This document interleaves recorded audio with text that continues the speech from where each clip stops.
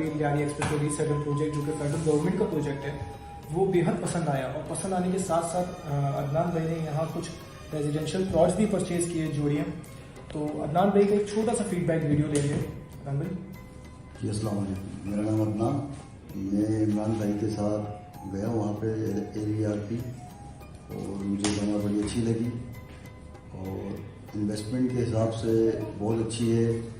और सबसे बड़ी इसकी अंदर अच्छी जो बात लगी मुझे वो ये कि आप पेमेंट करें और अपना घर बनाना शुरू करें। आप किसी प्रोजेक्ट में अगर पैसा डालते हैं, बिल्डर्स में, सोसाइटीज़ में, तो जब तक कंप्लीट यानी कि पेमेंट उसकी अदा नहीं होगी, कंप्लीट लोग उसको एक साथ लेके नहीं चलेंगे 5-10 साल तक, जब तक पोजीशन नहीं मिलेगा।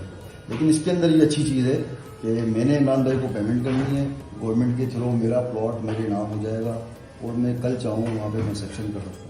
इसलिए ये चीज़ अच्छी है और लोगों को भी मशवरा दूँगा कि इधर उधर किस्तों में लेने के बजाय कैश में से लेके ये प्लाट में, ये इंशाल्लाह आपको फ़ायदा देगा। शुक्रिया।